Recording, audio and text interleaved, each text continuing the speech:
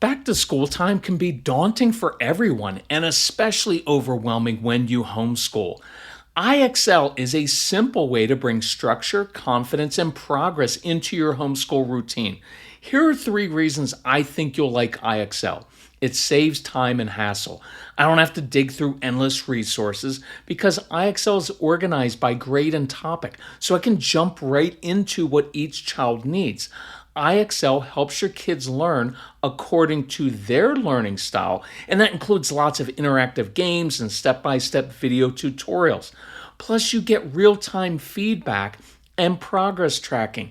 IXL instantly grades work and explains mistakes, which helps your kids learn from them. Make an impact on your child's learning. Get IXL now. Calm Parenting Podcast listeners get an exclusive 20% off an IXL membership when you sign up today at IXL.com/Kirk. Visit IXL.com/Kirk to get the most effective learning program at the best price. Oh, I can tell autumn is coming because our home is filled with the aroma of soups and warm comfort food for those chillier nights. I love this time of year. Last night, we went to Wayfair.com to check out Dutch ovens and crock pots. And don't tell Casey, but we're checking out an espresso machine for them since he and his wife often have to get up really early for work. We like Wayfair because they have everything we need in one place. No need to shop at multiple stores. You get furniture, cookware, appliances, bedding, and decor all in one place so we can quickly find what we need, discover some new ideas, and get things shipped to us fast and free, all for a really good price. Cozify your space with Wayfair's curated collection of easy, affordable fall updates, from comfy Wayfair recliners to cozy bedding and autumn decor. Find it all for way less at wayfair.com. That's WAYFAIR.com. Wayfair, every style, every home. So your child is being defiant, mouthy, yelling at you or your spouse, taking things out on siblings, or just not listening. And these situations often blow up into full-scale family meltdowns with everybody upset. So how can you de-escalate emotional situations and then discipline in a way that actually works without excusing your child, without letting them get away with things? That is what we're going to discuss on this episode of the Calm Parenting Podcast. So welcome. This is Kirk Martin, founder of Celebrate Calm. You can find us at celebratecalm.com. So there were times when our strong-willed son Casey would take out his frustration on my wife. He'd get upset and yell at her. And this is pretty common with our kids, especially after school. So there are many different responses, but here are 2 common responses to this. You know what? I do so much for you. I make special meals for you. I run you around everywhere. I work hard to pay for your gymnastics or cheer or soccer camps. And I make your life so easy. And this is how you're going to treat me? It can take many different forms, right? Like, I can't believe you would talk to me like that way after everything I do for you, right? When I was a kid, if I would have done this, I would have gotten all those different things. Speak of a lot of resentment for some of you, and this can be a husband or a wife, okay? So don't get hung up on the gender here and how I'm doing this, but there can be a lifetime of feeling like you've been taken advantage of. Some of you grew up watching your mom or dad be treated that way by the other parent.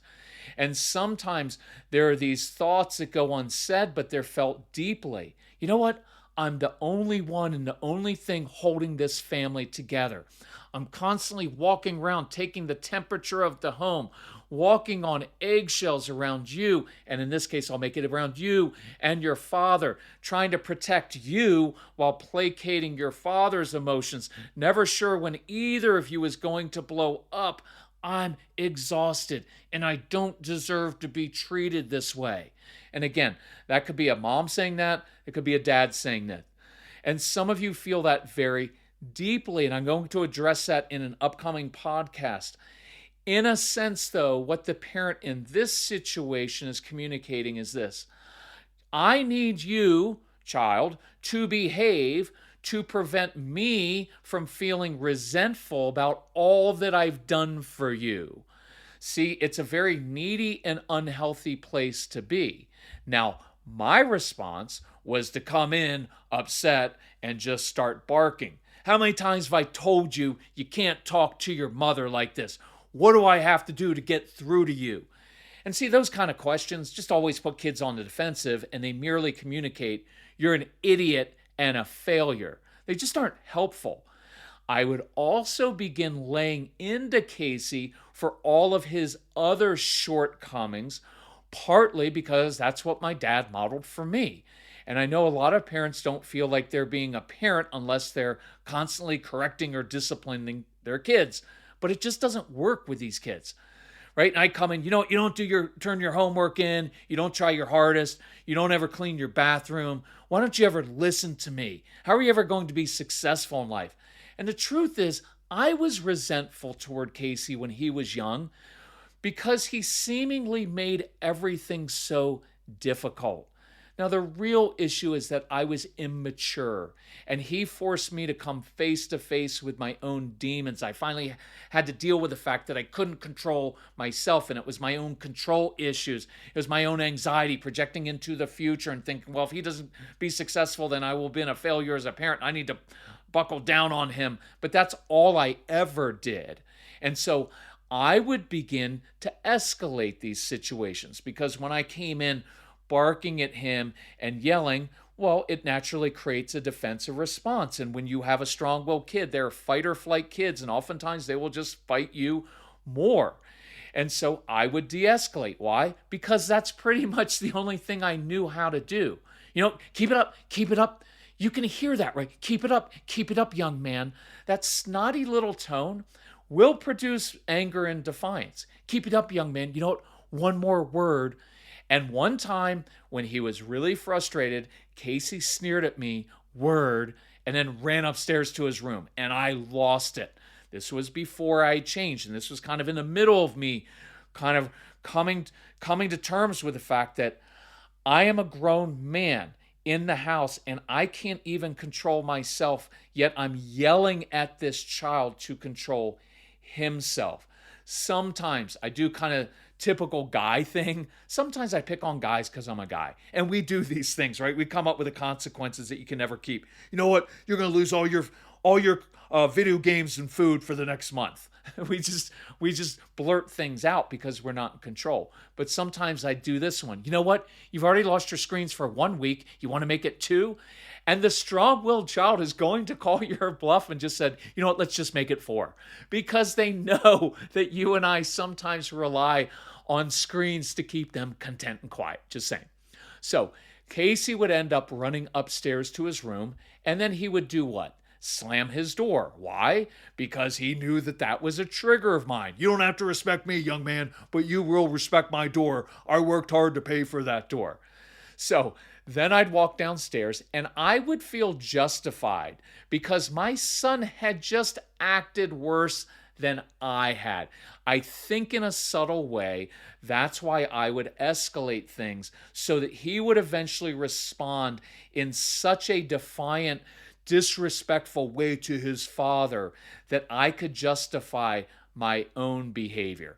We'd actually end the podcast right there and do a little bit of soul searching there and internal work to see if that's what's really happening inside of us. Again, I don't do blame and guilt. I just want honesty and then to say, okay, I'm doing that.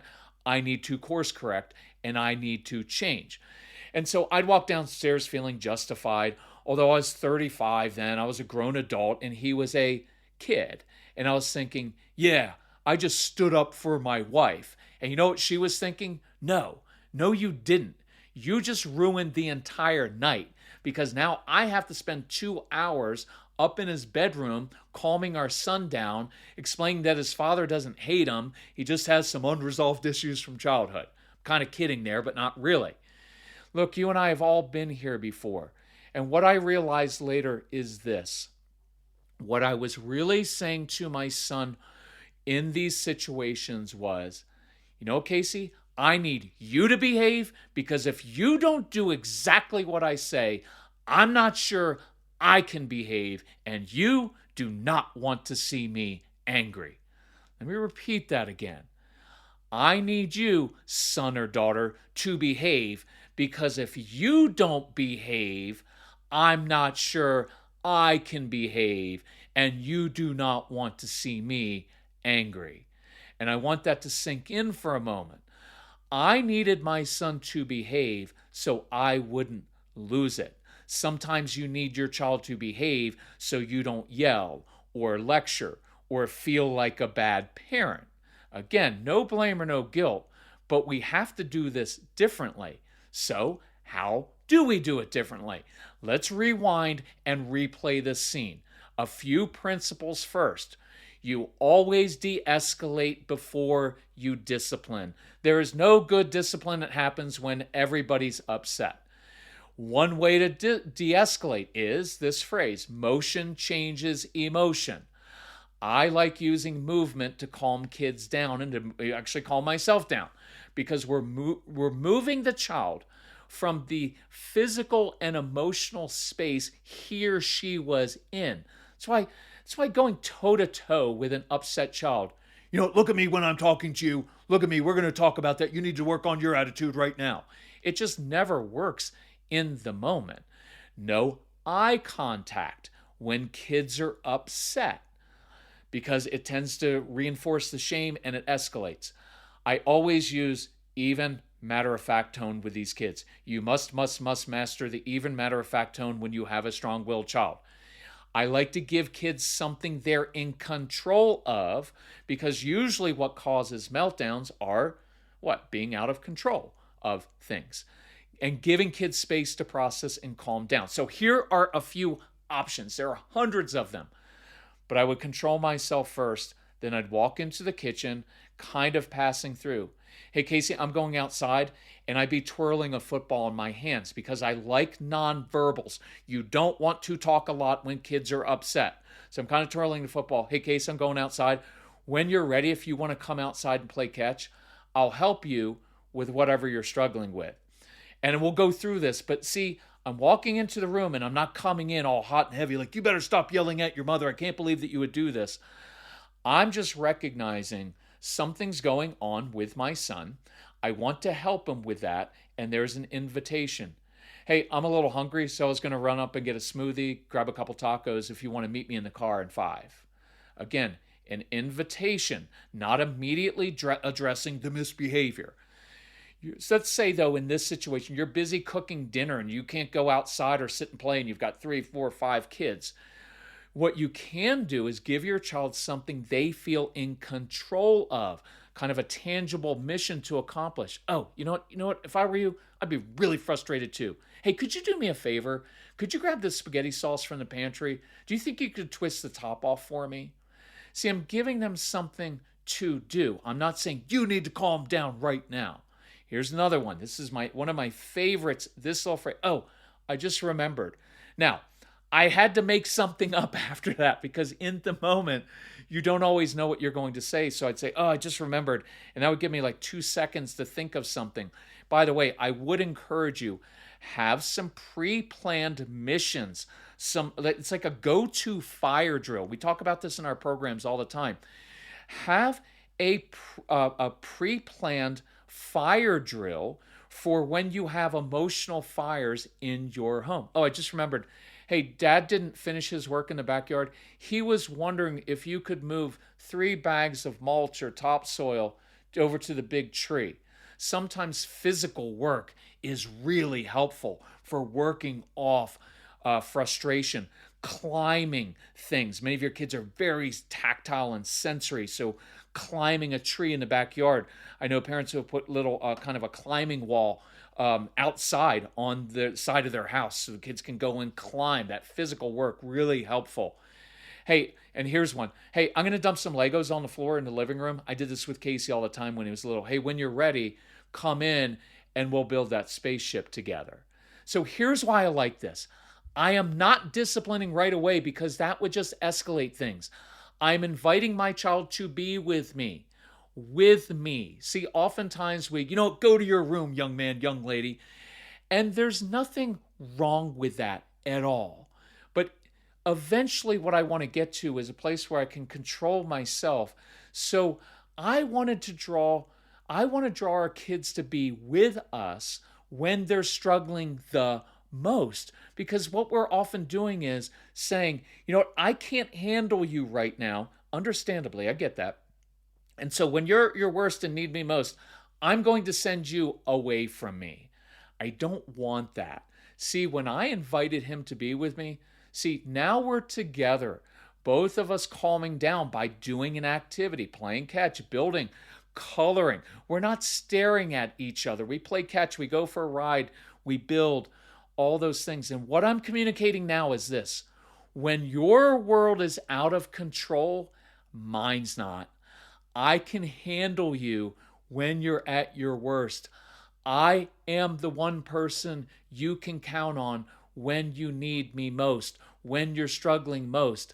I am no drama when your life is nothing but drama. Let's practice that this week. And then next, we can get to how to discipline. So we have a new nighttime routine I'm genuinely excited to tell you about. AGZ. AGZ is a nighttime drink designed to support restful, restorative sleep. Look, I was curious and skeptical at first when I tried this, but we absolutely love the chocolate mint AGZ. When we drink this hot, and you can mix it with water or milk, it's like a cue for my brain and body to begin winding down for the night.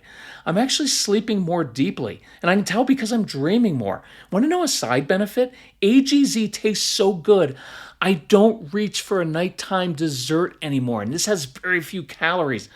So, AGZ is infused with a combination of calming herbs, minerals, and adaptogens to help you wind down and optimize sleep quality. If you're ready to turn down the stress, and I know you are, focus on good rest, head to drinkag1.com/calm and you'll get a free frother with your first order of AGZ. That's drinkag1.com/calm.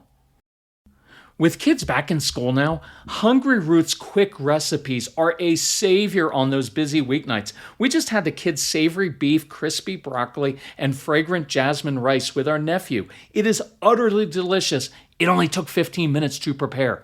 HUNGRYROOT takes the stress out of mealtime by filling your cart with personalized picks and planning your week of meals that fit your whole family's tastes and nutrition goals, whether you're gluten-free, dairy-free, high protein, focused on gut health, or anything else. It's like having a personal shopper and chef all in one, so you can spend less time planning and more time enjoying your kids.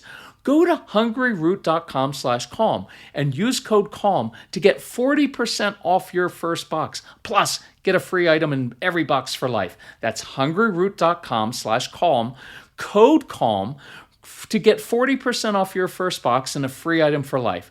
hungryroot.com/calm, code CALM. See, once we are both regulated now, I can say the following and begin to discipline. Discipline means to teach, because we're now in a calm, non-defensive, non-heightened state. Hey, Case, I heard what was going on in the kitchen. Look, I know that you know yelling at your mom, fill in the blank, hitting your sister, stealing, lying. I know you know that's wrong. See, I really like that statement. It's a lot more helpful than, what were you thinking? How many times do I have to tell you? That just creates that defensive response, and there's no answer for those questions. I guess I was thinking that I want to lose all my stuff and have you guys be mad at me again. See, I know you know that was wrong. See, your kids do know what they are doing is wrong from a young age. That's why they lie, because they don't want to suffer the consequences for doing something they knew was wrong. Usually lying is not an integrity issue. It's an impulse control issue and a tools issue.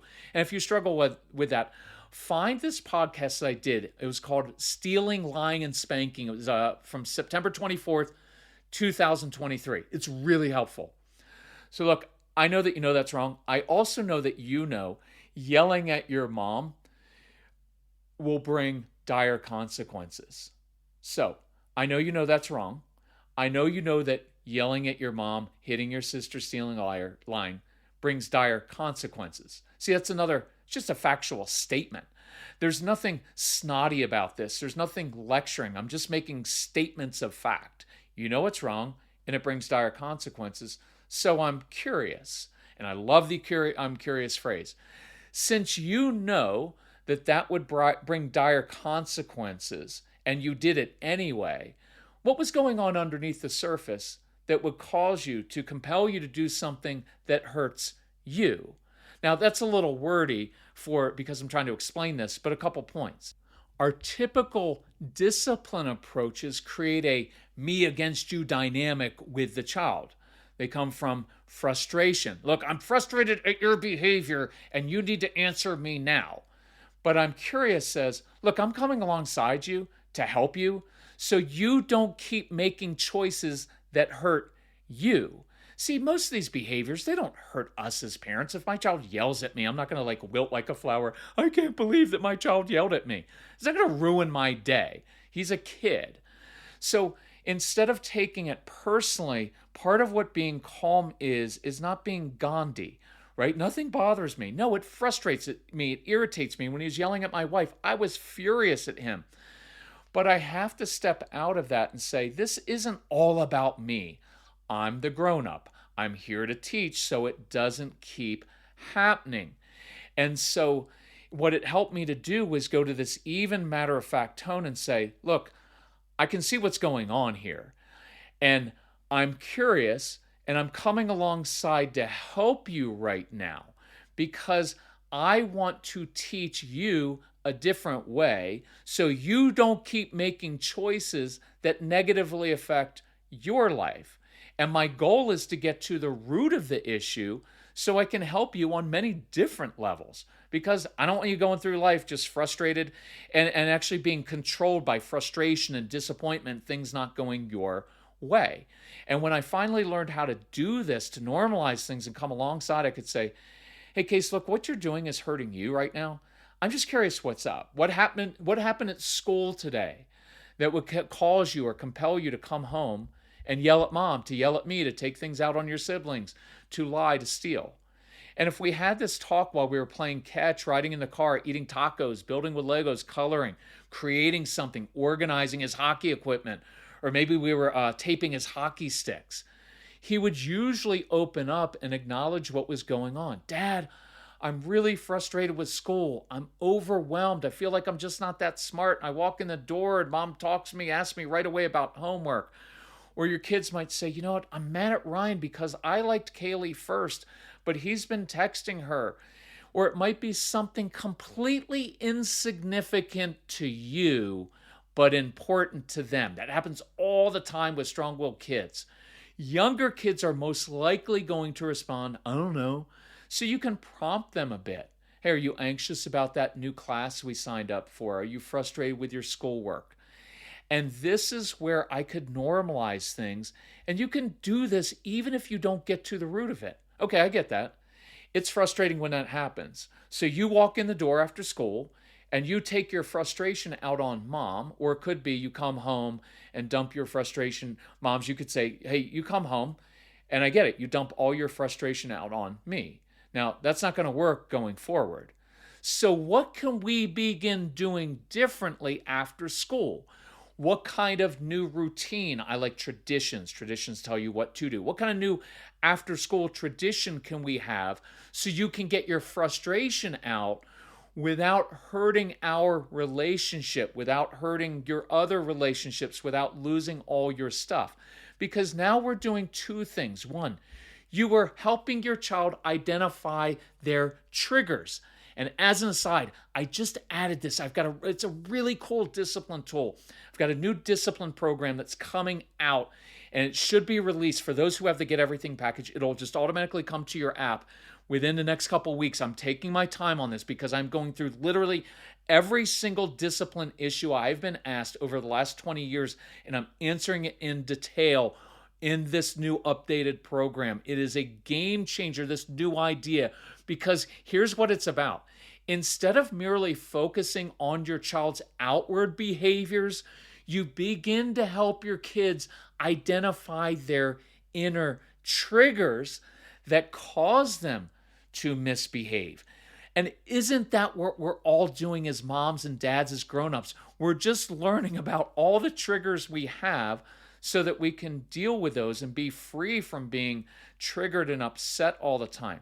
And so your focus switches from just getting them to stop that behavior to let me give you tools and show you how to deal with your triggers that irritate, frustrate, and annoy you. See, that's powerful. That is more important than anything that they are ever going to learn in school. And you get to teach them that partially while you're working on your own triggers. It's a family thing you're doing.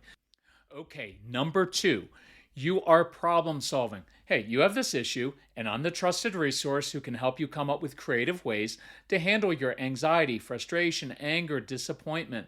In this particular instance, we actually physically role played because it's a fantastic look. We don't do punishment, but if you kind of quote wanted to punish your child, make them role play with you because it's highly effective, but they're not going to love it at first.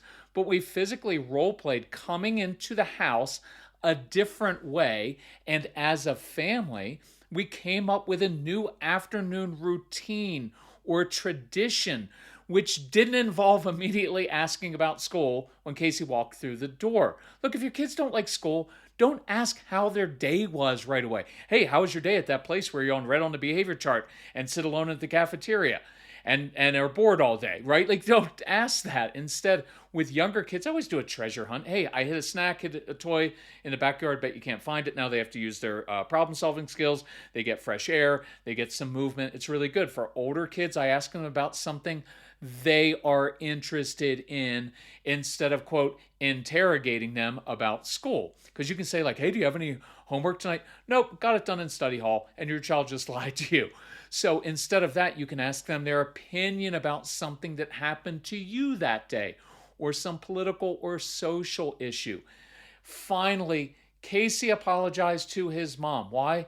Because he knew what he did was wrong. He knew apologizing was the right thing to do. But watch, instead of demanding an apology, you need to apologize to your mother right now.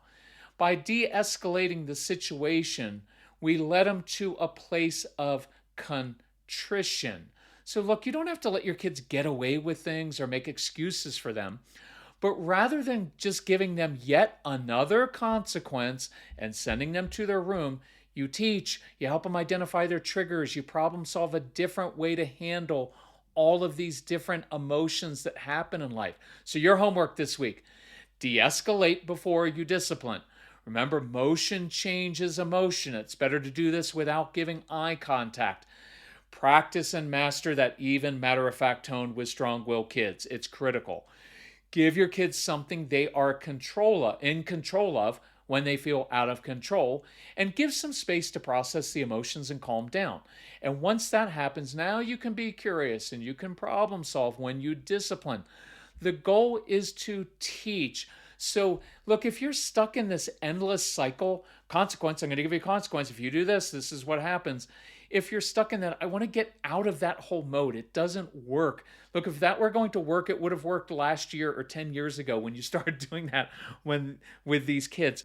If you want help with that, just look up the special sale we have going on now at celebratecalm.com, because I'll show you exactly how to do it step by step, and especially that new discipline program. It's going to be fantastic. So thank you for listening to the podcast. Thanks for sharing the podcast.